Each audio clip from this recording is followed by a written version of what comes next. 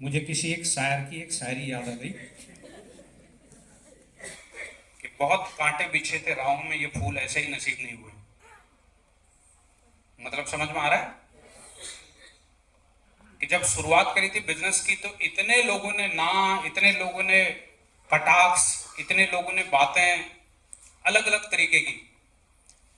उनके लिए जैसे मैंने सुनाया, मेरे लिए भी मेरे साले ने सुनाया। और जब बीबी ना बैठी हो महफिल में तो उस समय साले की टांग खिंचाई का मजा ही अलग है। मैं इसलिए कर रहा हूं कि पीछे मेरे साले साहब बैठे हैं जिन्होंने बोला था नहीं मैं भी नहीं करूंगा। आज मौका मिला है, वैसे तो मैं बोल नहीं पाता। इस समय महफिल में मैं दूर खड़ा हूं तो कुछ कर भी नहीं सकते। पीछे मत देखो, नहीं तो उनको पता लग जाएगा। और बड़ी बात यह है कि आज मेरे साले साहब भी स्टार डायरेक्टर हैं, पिछले 4 साल से कार ड्राइव कर रहे हैं, 4 फॉरेन टूर चले गए। ये वही साले हैं जो साले ना बोलते थे।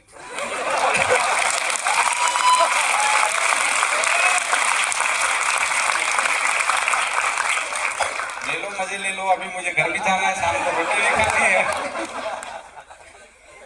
आपके तो मजे हो रहे हैं। भला हो बस चीज का कि हमारे पास स्लिमिंग शेक है। नहीं भी मिलेगा एक आध दो दिन तो एक आध दो दिन में माहौल सब शांत हो जाता है। तो चलिए, ये तो जोक का पार्ट था, लेकिन ये बात सच है कि मेरे साले साहब स्टार डायरेक्टर हैं, 4 साल से कार ड्राइव कर रहे हैं और 4 बार फॉरेन टूर हो आए। ये वही व्यक्ति हैं जिन्होंने पहली बार मेरी बात रखने के लिए परचेज कर लिया था। अगली बार क्योंकि इन्होंने 2-4 लोगों को बोला होगा और 2-4 लोगों ने इससे मना कर दिया। आदमी की नाक बहुत लंबी होती है, ईगो बहुत ज्यादा होता है। ऐसे लोगों को ईगो होता है। अब ये एक जिम के अंदर में ट्रेनर थे, ये जैसा बोलते थे लोग वैसा डंबल उठाते थे। और जब इनको लोगों ने मना कर दिया तो इनको लगा भाई साहब मेरी तो इज्जत खराब हो गई।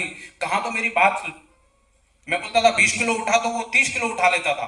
क्योंकि जब है ना डायरेक्शन देने वाला कोई आदमी, उसको कोई मना कर दे तो बोले भाई साहब ये तो मेरी इज्जत का कचरा हो गया। तो इन्होंने अगली बार मुझे बोला भाई साहब मैं तो नहीं करूंगा क्योंकि मेरे को लोगों ने मना कर दिया। मैंने ठीक है भाई, अब तुम नहीं करो तो हम क्या करें, फिर अब हमें तो करना है।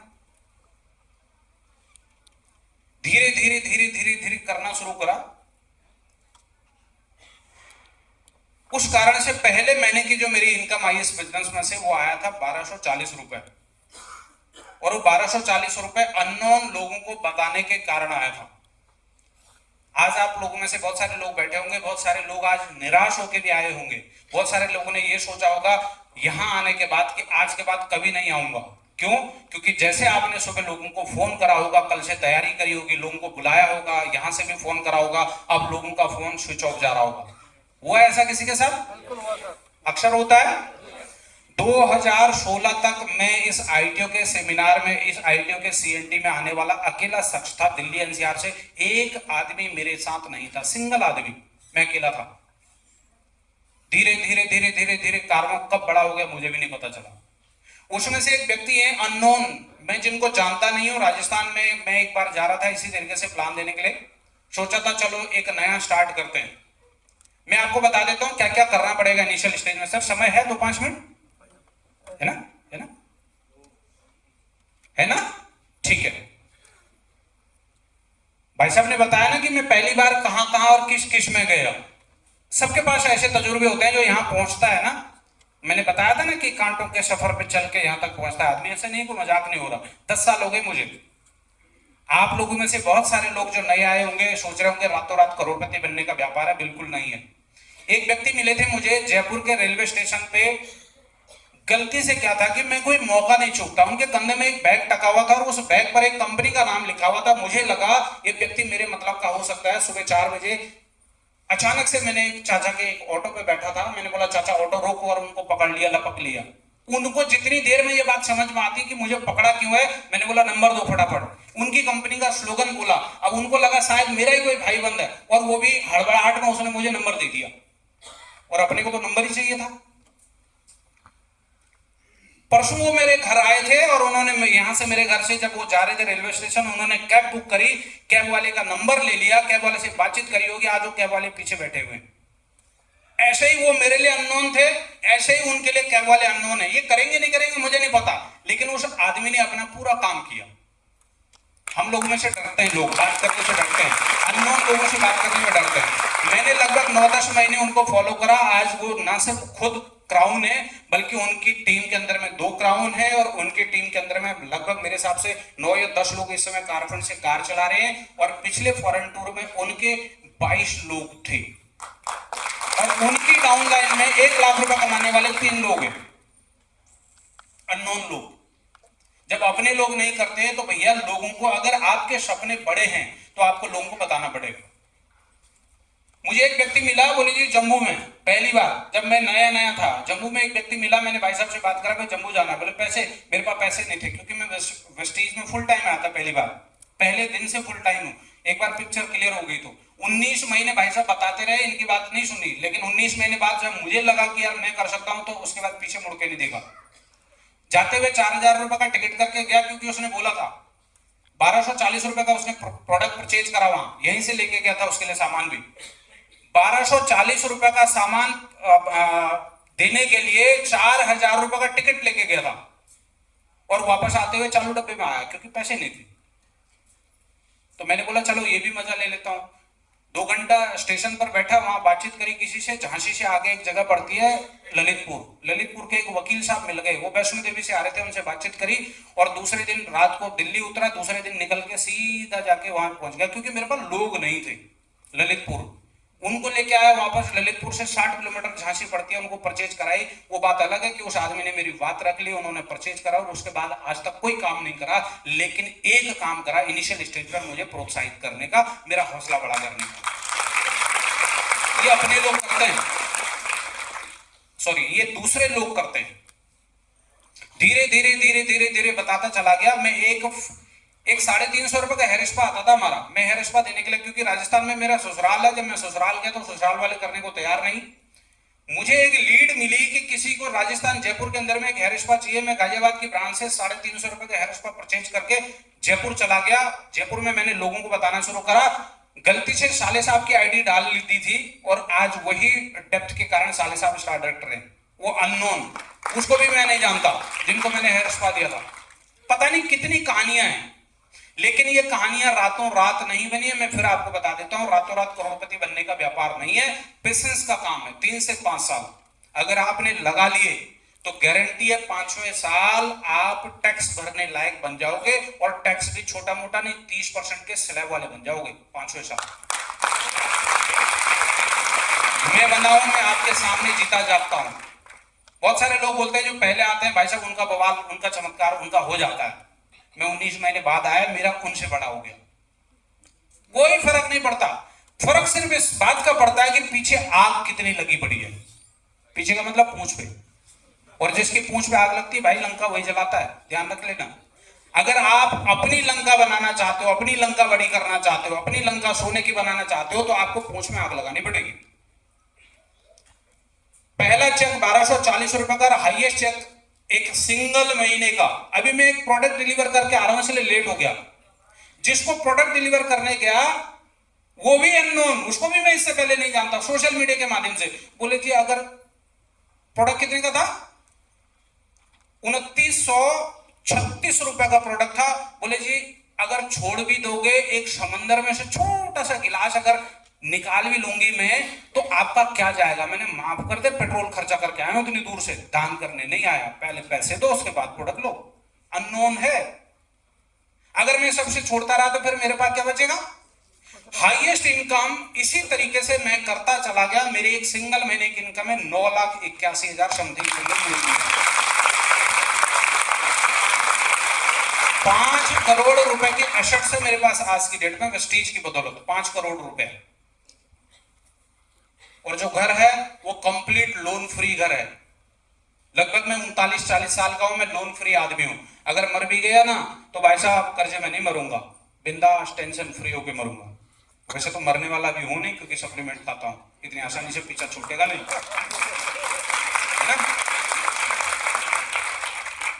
जब कोविड में नहीं मरे, 50-50 लोग मेरे घर में होते थे, 5 एयर प्यूरिफायर चल रहे थे मेरे घर में, छोटा बच्चा, मेरी बूढ़ी माँ, सब कुछ टेंशन फ्री। कोविड में सीएनटी मेरे ही घर में हो रही थी अपनी टीम के लिए। जब तब कुछ नहीं हुआ तो शायद मुझे लगता अब तो कुछ होगा नहीं और लंबा चलेगा। अगर आप भी चाहते हैं एक अच्छी लाइफ, तो बॉस ये प्लेटफॉर्म एक आम आदमी को खास बनाने के लिए इससे बढ़िया कोई जुगाड़ मुझे तो नहीं लगता, क्योंकि मेरे पास कोई एजुकेशन नहीं, कोई क्वालिफिकेशन नहीं, ये सब बैठे हुए दो दो तीन तीन लोग, ये सब वो है मैनेजर। भाई तो अपन तो मैनेजर, कोई मैनेजर नहीं है ना, अपने पास कोई व्यवस्था, कोई डिग्री नहीं। एक कार ड्राइव कर रहा हूं पिछले 7 साल से, बता दिया आपने, अगली कार भूल गए। पहली कार जिससे सीखी थी, पहले दिन बोले जी मैं बैठूंगा एक्सीलेटर पर, मैं बैठूंगा हैंडल पर, वो भाई साहब ले एक्सीलेटर देके किसी के ऊपर चढ़ा दिया था, वो तो दूसरा भाई था ड्राइवर, उसने खींच लिया हैंड ब्रेक। अब वो परसों एक नई कार लेके आ रहे हैं, वेस्टीज की बदौलत दूसरी कार आ रही है। और मैंने भी पहली बार वेस्टीज के ही कार फंड से कार परचेज करी और मैंने भी उसी से सीखा, मुझे भी नहीं आता था। और बड़ी मजेदार बात बताऊं, देखो जब कॉन्फिडेंस होता है ना अंदर, जब आग लगी पड़ी होती है तब कुछ नहीं होता, काम बन जाता है। मैं नई नई गाड़ी लाया, मैंने बोला भाई रिबन मत लगाने इस पे, क्योंकि रोड पर खड़ी रहेगी, रात को कोई चोरी करके ले जाएगा, इस गाड़ी को धूल लकड़ लगने दो, पता लगे कि पुरानी गाड़ी है, नहीं तो नई नई गाड़ी उठा के कोई ले जाएगा। 3-4 दिन तक तो मुझे नींद नहीं आई, कैसे आएगी? रात को 3 बार तो देखने चला गया, रात को 4 बजे सो रहा हूँ, दिमाग खराब, नहीं यार ये तो गड़बड़ हो जाएगी, कैसे चलेगा रोज रोज।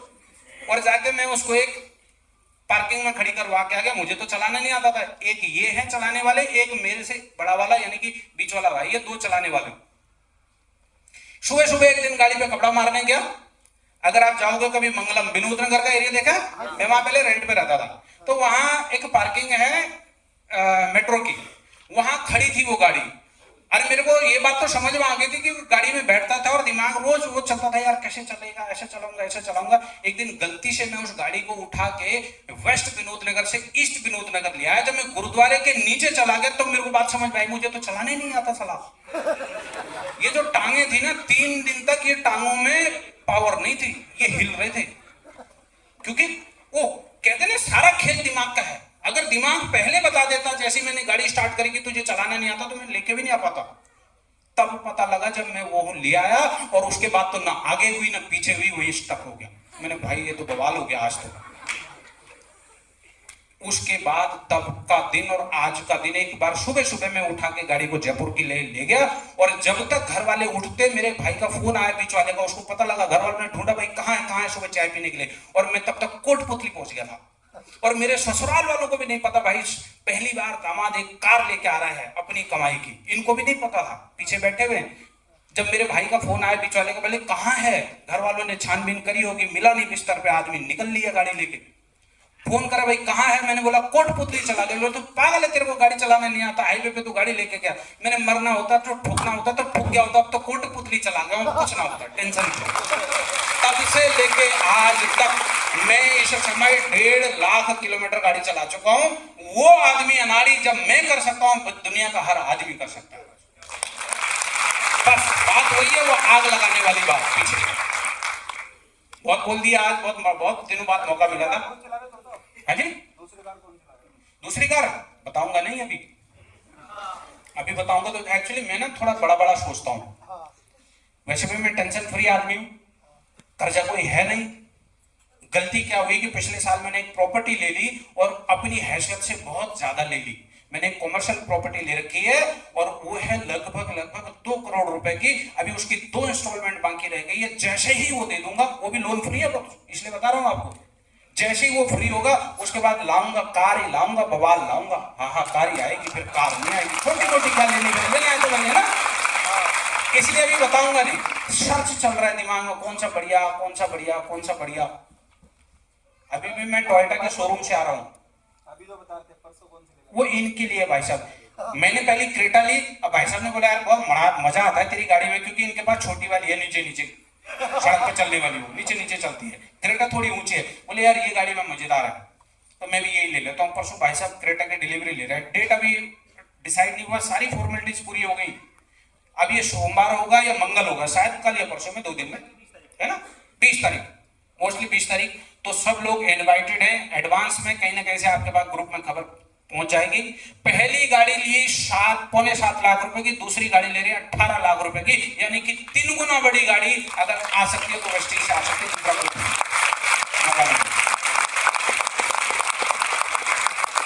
बधाई तो दे ही दो। सामान्य आदमी यार कहाँ सोचता है, लोगों की पहले वाली नहीं चल रही, नहीं कहां से आएगी। 1.5 लाख किलोमीटर मैं चला चुका हूँ, 1.5 लाख वो चला चुके हैं, लगा लेना 3 लाख किलोमीटर में कितना डीजल लगता होगा भाई साहब। एक दिल्ली में एक फ्लैट आ जाता है 3 लाख किलोमीटर के डीजल में। तो ये मौका इसी बिजनेस के अंदर में है। हाँ, जो भी बोल रहे हैं समझ लेना। बहुत बहुत धन्यवाद आप सभी लोगों का, आप लोगों ने पेशेंसली सुना। Thank you very much.